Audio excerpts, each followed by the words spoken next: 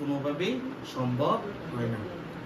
হাজার বাধা বিপত্তি আমাদের জীবনে আসবে, কারণ ধর্ম কাজে 100টা বাধা আমাদের সবসময় আমাদের সম্মুখে থাকে। তার জন্য সেই বাধাগুলা অতিক্রম করে হরিকথার আসরে আসা মানে কি পূর্বজন্মের পুণ্যের সঞ্চিতির কারণে। আমাদের পূর্বজন্মের সঞ্চিতি থাকে বিদায় বা ছিল বিদায় আমরা আজকে গিয়ে আসরে ভক্ত সঙ্গে হরিকথা আস্বাদন করার জন্য আমরা কি করতে পারছি, এই স্থানে উপস্থিত হইতে পারছি। আর সবটাই কি, সবটাই আমাদের পূর্বজন্মের জন্মার্জিত যেই পুণ্যের রাশিগুলো আছে তার স্বীকৃতির কারণে আমরা এই হরিকথার আসরে এসে উপস্থিত হইতে পারছি। আর যদি পূর্বজন্মে আমাদের স্বীকৃতি যদি না থাকতো তাহলে আমরা এই আসরে কোনোভাবে আসতে পারতাম না। মন যদিও চাইতো আসার জন্য, কিন্তু কোনো না কোনো কারণে বাধা সৃষ্টি হয়ে এসে এটা কি, এটা একটা ঠিকই বাধা করত। কিন্তু আমাদের পুণ্যের সঞ্চিতি আছে বিধায় আমরা এই হরিকথার আসরে এসে আজকে উপস্থিত হইতে পারছি। তার জন্য সবার মনের ভিতরে এই বিশ্বাসটা রাখতে হবে যে হরি কোথায় থাকে, হরি কথার মধ্যে হরি সবসময় থাকে। আমরা যে এই হরির কথা বলতেছি বা হরির গুণগান করতেছি, তাতে কি যখন আমরা নিতাই গৌর সীতানাথ এই 3 প্রভুকে আহ্বান কইরা, তারপর রাধা গোবিন্দের আহ্বান কইরা, এই গৌর ভক্তবৃন্দদেরকে আহ্বান করে যখন আমরা কি করছি, জয়ধ্বনি করছি, সেই ধ্বনির মাধ্যমে স্বয়ং গৌর হরি, নিত্যানন্দ প্রভু, অদ্বৈত প্রভু, বৃন্দাবন লীলায় রাধা গোবিন্দ সবাই এই আসরে এসে উপস্থিত দিছে। যার কারণে কিন্তু এভাবে জয়ধ্বনি দেওয়ার প্রচলন। ধ্বনি কিসের জন্য দেওয়া হয়?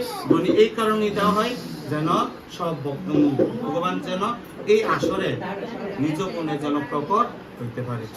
তার জন্য কিন্তু এভাবে ধ্বনি দেওয়া, জয়ধ্বনি দেওয়া। আজকে আমরা যেহেতু হরিকথার আসরে উপস্থিত হয়েছে হরিকথা শোনার জন্য, আজকে আমরা ভগবানের আরেকজন ভক্তের কথা আস্বাদন করবো। সবাই একটু চুপ হন। সবার কাছে আমার এই নিবেদন, কারণ বেশি বলে মন স্থির হয় না, আর হরিকথা বলারও উৎসাহ জাগে না। সবাই আইব যাইব ঠিক আছে, কিন্তু নিজের যে কাজটা, এই নিজের কাজটা ঠিক রাখাটা দরকার। যে মানুষ আয়ুক, আমার যে তো হরিকথা শুরু হয়ে যেতেছে, আমার কানটা, মনটা আর চোখটা কই দিতেইব যে বলতাছে, এখানে যে বক্তা তার দিকে সবসময় নজরটা থাকতে হইব। আরেকদিন আমরা কি কইছিলাম যে আমাদের এই হরিকথার আসরে যদি দুয়ারও যদি স্বয়ং ভগবান এসে দাঁড়াইতে, তাহলে আমাদের কি সেই দিকে নজর দেওয়া যাবে না। স্বয়ং ভগবানও যদি এই দুয়ারে এসে আমাদেরকে বাধা দেয় বা আমাদেরকে ডাকে, সেই দিকে মন দেওয়া যাবে না। মনটা দিতে হইব এই যে ভগবানের সাথে দাঁড়িয়ে দিয়েছে তার নামের দিকে, তার নামটার দিকে মাত্র মনোযোগটা দিতে হইব। কারণ আমাদের নববিদ্যা ভক্তির মধ্যে শ্রবণ যে ভক্তিটা, এটা কিন্তু সর্ব উত্তম। আজকে যে ভক্তরা এই হরিকথার জন্য আসার জন্য যে উপস্থিত হয়েছে, এখন সব ভক্তরা কি করতেছে, শ্রবণ করতেছে। কার কথা? হরির কথা। আর ভগবান নিজ গুণে কৃপা কইরা তার বক্তার মুখ দিয়া তার কথা আস্বাদন করাইতেছে। তার জন্য সবাই একটু মনটা স্থির করেন, মন স্থির করে একটু ভগবানের কথা আস্বাদন করার চেষ্টা করেন। আজকে আমরা ভগবানের একজন ভক্ত, যার নাম তুলসীদাস গোস্বামী, আমরা সেই ভক্তের কথা আস্বাদন করব। যে ভক্ত কিনা এই বর্তমান কলিযুগেও তিনি রাম সীতার রূপ দর্শন করছেন। রাম সীতাকে দর্শনের মাধ্যমে তিনি রামচরিত্র গ্রন্থ লিপিবদ্ধ করছেন। আজকে সেই তুলসীদাস গোস্বামী মহারাজের কথা আজকে আমরা আস্বাদন করব। এই তুলসীদাস গোস্বামী মহারাজ তিনি প্রয়াগের পশ্চিমবঙ্গের যে কলকাতা পার হইয়া যে প্রয়াগ আছে, সেই প্রয়াগের রামপুরা গ্রামে আত্মদাস গোস্বামী নামে এক পণ্ডিত বিদ্বান ব্রাহ্মণের ঘরে এই তুলসীদাস গোস্বামী মহারাজ তিনি কি হয়েছে জন্মগ্রহণ করছে। সেই তুলসীদাস গোস্বামী মহারাজ জন্মগ্রহণ করার কিছুদিন পরে তার মা বাবা হঠাৎ করে দেহ রাখছে। তখন সেই তুলসীদাস মহারাজ একদম শিশু বয়স। তখন সেই শিশুকালে সেই তুলসীদাস গোস্বামী মহারাজ এতটাই দুর্ভোগ এতটাই দুর্যোগ দিন কাটাইছে। তখন সেই তুলসীদাস গোস্বামী মহারাজের বাবা মানে আত্মরাম দাস গোস্বামীর গুরুদেব, যার নাম নরসিংহ দাস গোস্বামী, তিনি কি করছে ওই ছোট বালক তুলসীদাস গোস্বামী মহারাজকে মা বাবাহীন এতিম সেই তুলসীদাস গোস্বামী মহারাজকে নিজের আশ্রমে নিয়ে গেছে। গুরুদেবের নাম কি নরসিংহ দাস গোস্বামী। তিনি কি করছে, তিনি তার শিষ্য সেই আত্মরাম দাস গোস্বামী মহারাজের সন্তান ছোট সন্তান সেই তুলসীদাস গোস্বামী মহারাজকে সেই শিশু বয়সে তার আশ্রমে নিয়ে আসছে। আশ্রমে আনার পর মা বাবাহীন সেই এতিম ছোট বালক বাল্যকাল থেকেই সে মা বাবা হারা অনেক কষ্টে সে দিন যাপন করতেছে। তখন সেই নরসিংহ দাস গোস্বামী মহারাজ গুরুদেব তিনি কি করছে, সেই তুলসীদাসকে পিতৃ স্নেহে ধীরে ধীরে বড় করছে।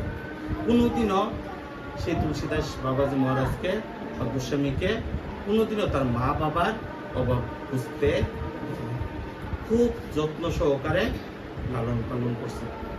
বড় বয়োবৃদ্ধ হয়েছে, বিবাহ যোগ্য হয়েছে।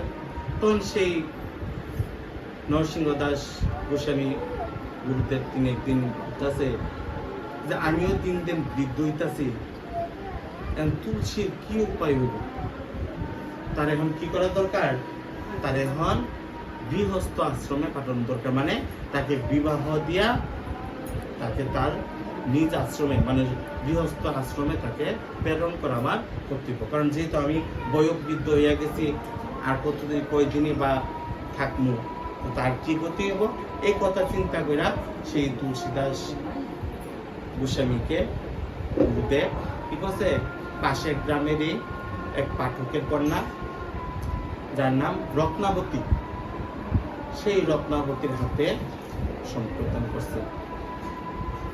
করার মাধ্যমে তখন সেই তুলসীদাস নিজ গৃহে ফিরে গেছে, গিয়ে এভাবেই সংসার ধর্ম করতেছে। আর এই তুলসীদাস গোস্বামী এতটাই বিদ্বান ছিল, যেহেতু তার বাবা একজন পণ্ডিত ছিল, একজন বিদ্বান ছিল, তিনি যজমানি করত, সে অনুসারে তার পুত্র মা বাবা হারাইও গুরু গৃহে থাকা সে এতটাই শিক্ষা লাভ করছে, এতটাই পাণ্ডিত্য লাভ করছে যে আজকে চতুর্দিকে তার অনেকটাই নাম ডাক শুরু হয়ে গেছে। আর তিনি একরকম কাব্য রচনা করত। এই ভাব ভঙ্গিমা সবসময় তার হৃদয়ে থাকত। এদিকে কি হয়েছে, এদিকে সেই তুলসীদাস তার স্ত্রী যে রত্নমালা দেবী বা রত্নবতী দেবী, তিনি এতটাই রূপবতী ছিল, এতটাই রূপবতী ছিল, তিনি সব সময় তার স্বামীকে প্রচন্ড পরিমাণে ভালোবাসত। এতটাই ভালোবাসত যে ভালোবাসাতে কোনো খাদ ছিল না। এতটা ভালোবাসা পাইয়া আজকে তুলসীদাস তার কি অবস্থা হয়েছে, সে আজকে তার স্ত্রীর মুখের ভিতরে আকৃষ্ট হয়ে গেছে, মানে কামাসক্ত হয়ে গেছে। সে তুলসীদাস এত বড় বিদ্বান হয়ে এসেরা, এত বড় বিদ্বান হয়ে, এত বড় পাণ্ডিত্য অর্জন করে, এত বড় পণ্ডিত হয়েও সে আজকে স্ত্রীর মুখের ভিতরে আকৃষ্ট হয়ে গেছে। এতটাই আকৃষ্ট হয়ে গেছে, সে যতক্ষণ পর্যন্ত নিজ গৃহে থাকবো, এক সময়ের জন্য, এক বিন্দু পরিমাণে সময়ের জন্য তার স্ত্রীকে চোখের আড়াল করতে দেয়। এতটাই আকৃষ্ট হয়ে গেছে যে বিবাহ হওয়ার পর সেই রত্নাবতীকে বা রত্নমালাকে একদিনের জন্য বাবার বাড়িতে যাইতে দেয়। এতটাই সে স্ত্রীর ভালোবাসাতে আকৃষ্ট বা স্ত্রীর প্রতি তার এত